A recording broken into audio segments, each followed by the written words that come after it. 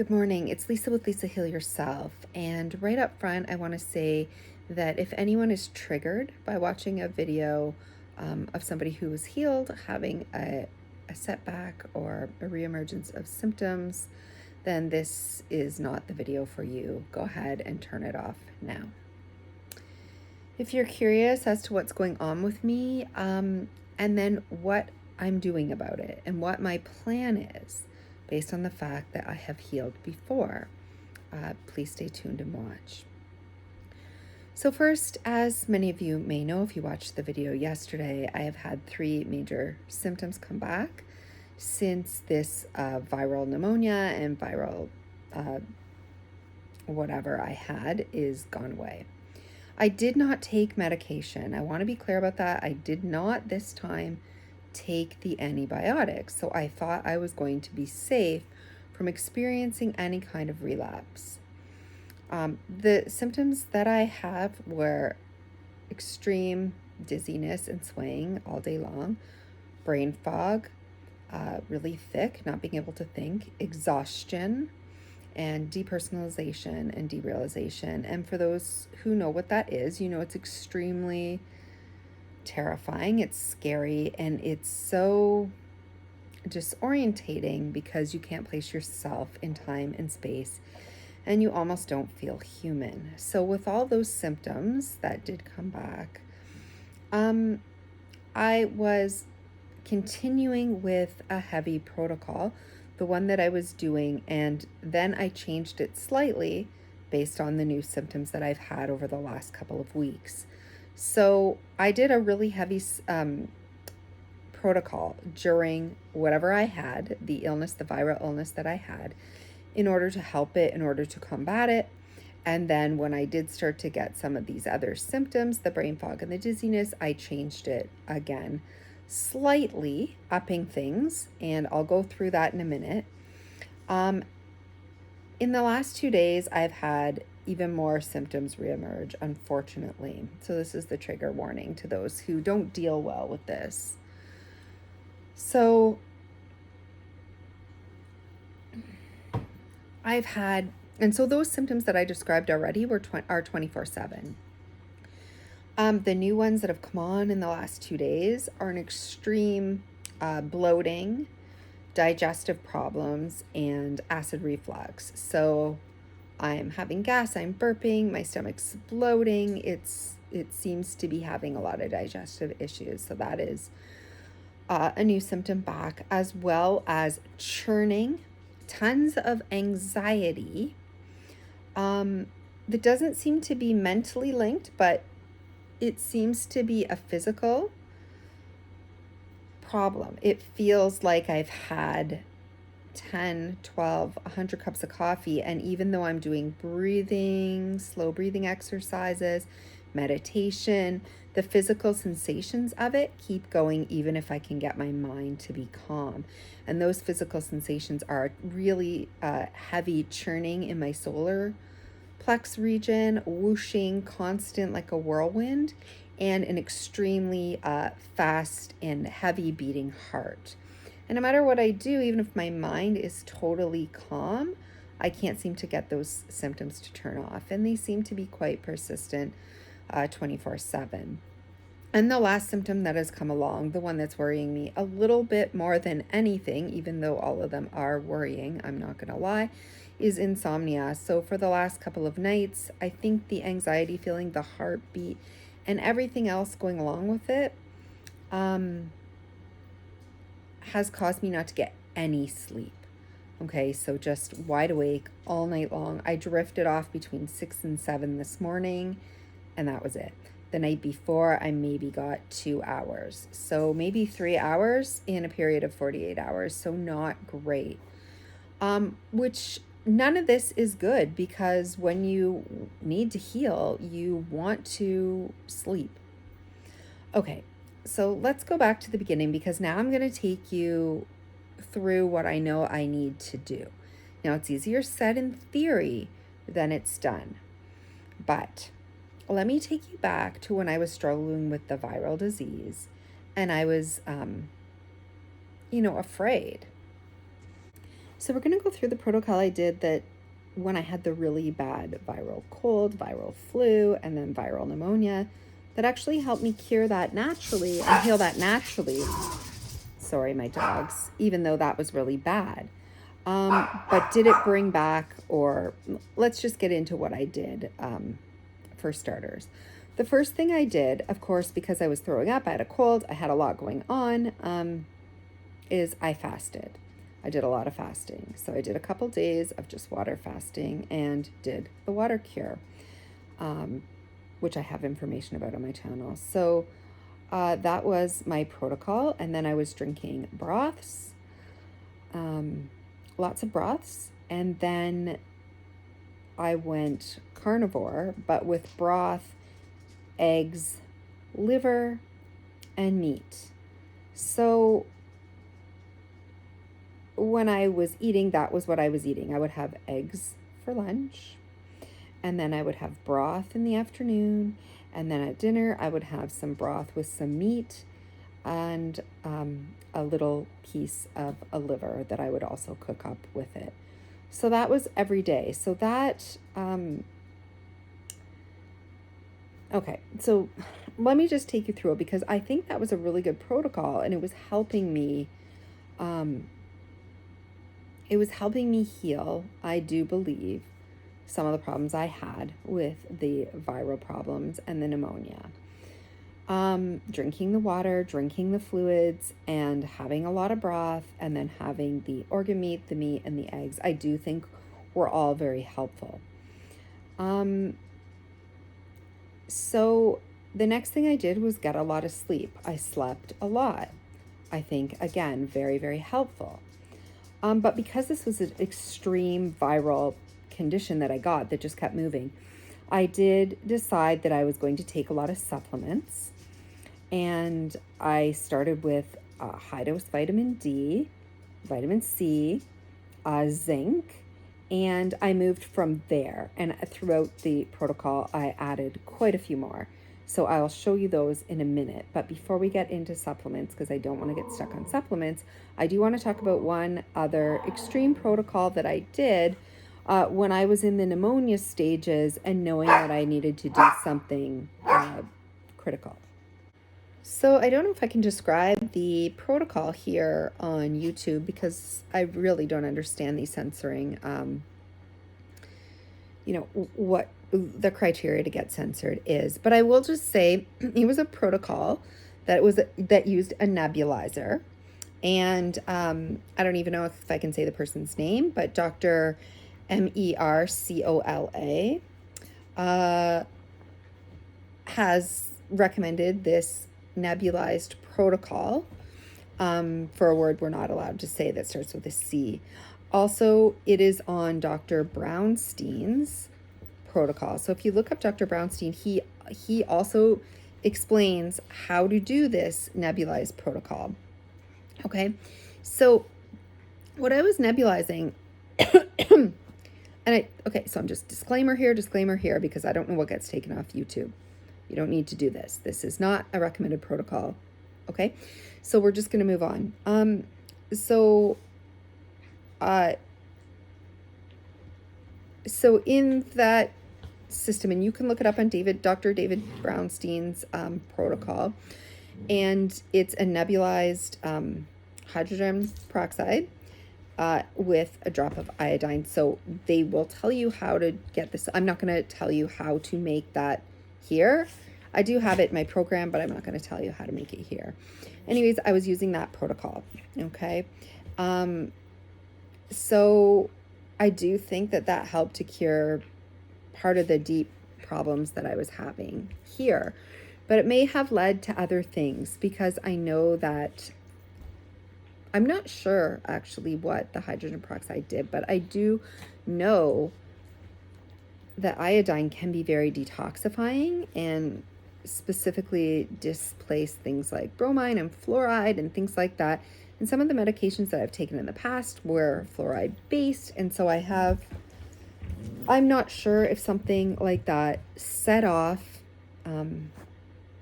a chain of events, or I'm releasing toxins from fat cells. I'm releasing some neurotoxins, maybe some heavy metals that are being reabsorbed into the bloodstream. That is a possibility that I'm considering. Also, before we move on to supplements, I do want to say one other protocol that I was doing. So with the nebulizer, I was also using saline water, salt water. So I was inhaling a lot of salt to dry up everything. To help. I mean, salt helps with a lot of things. You can gargle it. You can use the neti pot with. You can do a lot of things. So I was using the nebulizer to inhale it. I was also using a humidifier in my room that had saline in it that really fills the room with a lot of foggy salt. And even the droppings get everywhere. So I, at some point, thought I had overdone it with salt. And because I went to the carnivore diet, I was getting no potassium in my diet. So that's one of the things that I wanted the doctors to blood draw for after I was consuming so much salt with the water cure, with the salt bouncing around the bedroom, with the nebulizing of the saline. And I had been doing some enemas with saline, and also the diet that had like salt, but absolutely no potassium. So I was thinking that my ratios had maybe got thrown off, and that was causing some of my fatigue and dizziness. The blood results did not show that, although a lot of times blood results can't really show that. It's more capturing just a small percentage. So I don't know how accurate that was. But when I realized this was the case, probably about a week and a half ago, I decided, okay, this diet, even though working and could help my brain fog, I need to stop it because I need to fix the sodium to potassium ratio in my body. So I need to stop any saline nebulizers. I need to stop any saline, even the water cure. I need to stop the 1/4 teaspoon of salt in the water. And I definitely need to stop the diet. And just because I need to broaden it and bring up some of my other minerals, including potassium. So I did add a few potassium-rich foods, which are squash and avocado, both filled with a lot of potassium. So again, I was still doing the exact same meal, fasting all the way up till 1 o'clock, having scrambled eggs at lunchtime along with my supplements, some broth in the afternoon, and then at dinner it would be some meat in broth, now mixed with some squash and avocado. So very basic diet, and that's the diet I'm still currently eating. Okay, I got up so I could show you this. And remember, I was sick for 6 weeks with the viral. So I wasn't doing all of this right away. I was doing vitamin D, K2. I was doing 5,000 IU of that. I was doing 60 milligrams of zinc glycinate. I was doing 2,000 milligrams of vitamin C. I was doing 2 supplements of amino acids. I was doing 1 supplement of vitamin B1 because a lot of times when you have viral conditions, your vitamin B1 is very low. I was not at this point taking a methyl B product, which contains B6, methylfolate, and B12, and phosphatidylcholine. So I was not taking that yet. I was starting to take electrolytes, but I was doing the water cure, remember, in the beginning. So it was the 1/4 teaspoon of salt with the right amount of water. I was also not doing any other electrolytes. Once I realized that I was starting to get foggy, lightheaded, exhausted, when I had the pneumonia, I did add all of this to my water. So I stopped the water cure, and instead I added some electrolytes, a little bit of Cal Mag. This is called Light Show, and it is basically just electrolytes. And then I would stir that with some collagen peptides, and I stirred that in my water. I also then added my methyl B because I figured that a lot of my vitamin B could have been the problem with my fatigue. So I did try to, even though B vitamins are stimulating, and maybe that is what's happening with some of this turning anxiety and new symptoms that I have, but I did go ahead and do that anyway. As well as I added colostrum. I did take a colostrum powder, and that was just to help my gut and my gut bacteria, as well as just a smidge of homemade sauerkraut, probably just a half a teaspoon to my scrambled eggs at lunchtime. Okay, so that's the protocol. Now, for lifestyle, what was I doing? So as I said, I wasn't able to walk. I tried during the first 3 weeks of the cold, and I was successful. But the last 3 weeks of the viral infection, when I had the pneumonia, I was unable to walk, so I let that go. The protocol that I have been doing all the way along is a walk in the morning. I had also been doing at lunch, after I took my supplements, I would do an Epsom salts bath. So every day for a half an hour, soak in the tub, relax my body, relax my muscles, and do an Epsom salts bath. So that part of the protocol has been going on daily for, I would say, probably at least 6 weeks.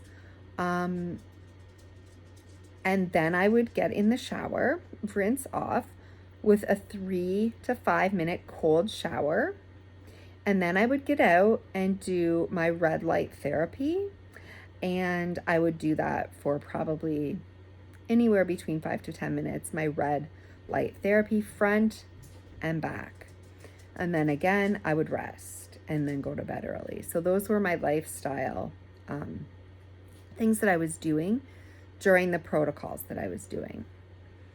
All right, so after the pneumonia, like I said, went away, I did add, because of the exhaustion started to kick in, the B vitamins. I did add a little bit of iron just for one day though, because I think that with the exhaustion, I thought, and I have very, very low ferritin to begin with, and I've always had to nurse my ferritin. So I did take one, but then with the stomach upset, I stopped it right away. So that was only one. But, I'm wondering if some of my ratios are thrown off. My sodium to potassium ratio could be causing some of these symptoms. The stimulation of the B vitamins, perhaps my zinc to iron ratio is thrown off, or zinc to copper ratio. It could be thrown off, some of these, because I've been taking zinc.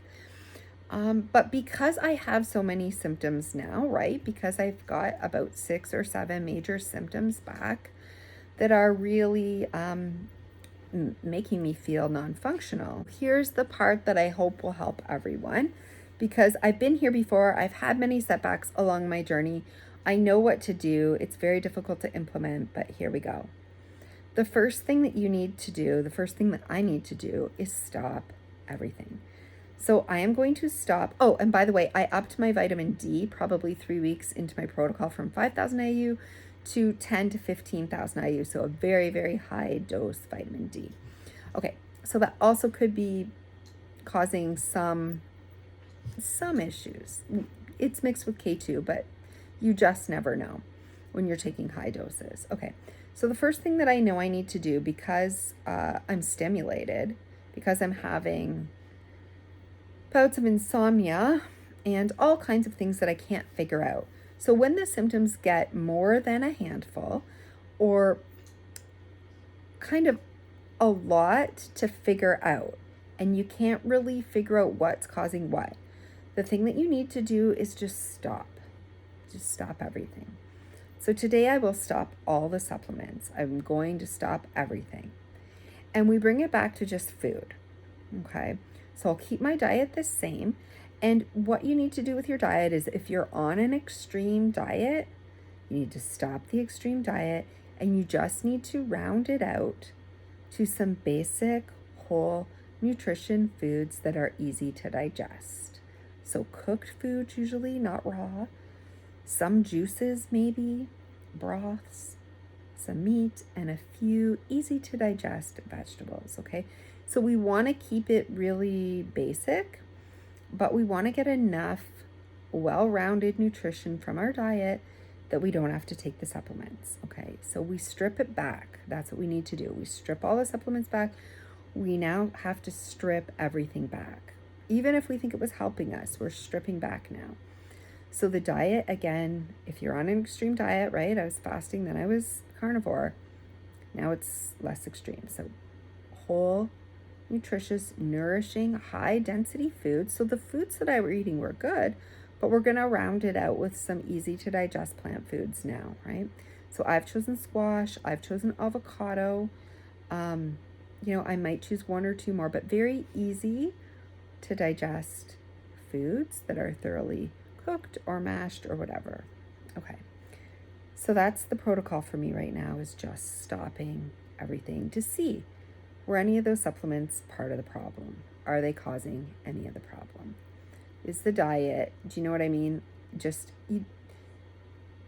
just want to keep it calmer in your body, just more even, just naturally getting enough nutrients to satisfy the body and cutting out all the supplements. Okay, so that's step number 1. Stopping any of the pneumonia protocols now, stopping any of the stepping all of my electrolytes, continuing to drink water, and just make sure I salt my food a little. So just very, very basic in the form of electrolytes, and don't add any right now because we don't know what's off balance. All right, so that's what needs to happen. As for lifestyle, I'll probably now stop the red light therapy because could that be throwing me off? Maybe. The magnesium baths I will keep, and I'll tell you why. Anything that is calming, anything that will bring down a danger signal, because we're going to get into mind body in a minute, anything that will bring down the danger signal is good. So gentle walking, nothing rushed walking. Very gentle walking. I want to keep that up because you don't want to let your world close in on you. You need to continue with daily life. So after this video, I'm going to get up. I'm going to get dressed. I'm going to try a small walk, even if it's just a half a block and back. Just very slowly and very easily, because the point is not to exercise here. The point is to move and try to help my body orient in time and space. The baths I will keep because, again, very relaxing, bringing the stress down, bringing the body down. I will not keep the cold showers right now, even though it could be, helping. And later I might need to do it for brain fog and brain related, these kinds of issues. But for now, we're looking to de-escalate the central nervous system. We're looking to de-escalate that fight or flight nervous system, which is number 1. So the cold showers could turn it up. So we'll get rid of those. We'll get rid of the red light because we don't exactly know what that's going to be doing hormonally. So I will keep the early bedtime, 1 Epsom salts bath a day, rest, a daily gentle walk. We will strip all the supplements. We will have an easy, nutrient dense, very easy, basic, but nutrient-filled diet. Sleep, and then the rest, everything else, and I mean everything else, is all about calming the body, calming the nervous system, calming the mind, right? Calming the spinning mind, which is another symptom. There's just sort of this spinning mind. So calming all that down means reminding your body that you're safe and you're not in danger. So that's the number 1 job. Okay, I talked about everything else. I talked about the supplements. I talked about the diet. I talked about the daily lifestyle and what I was doing and the changes I'm going to be making. But mostly, and I really want everybody to hear this, it's about your central nervous system. It's about calming your fight or flight. It's about calming the danger signal responses. And every time your body thinks that it's in danger, it wants to protect you, it sends out stress signals and it keeps the cycle going. So whether this is physical, related to the virus, or whether it is a mind-body subconscious pattern that has begun and propelling these symptoms, or even whether it's a detox reaction to some of the supplements that I've taken, and I'm actually detoxing chemicals or metals and reabsorbing them, no matter what it is, if I don't get my danger signals down, my anxiety will go up, my symptoms will go up. So it's about being in the moment, staying in the moment, getting down your danger signal, reminding yourself that you're safe, telling yourself you're safe. But more than that, showing yourself you're safe by continuing with life, by moving through life, doing what you can, breathing, like letting your body go limp like jello often, because we want to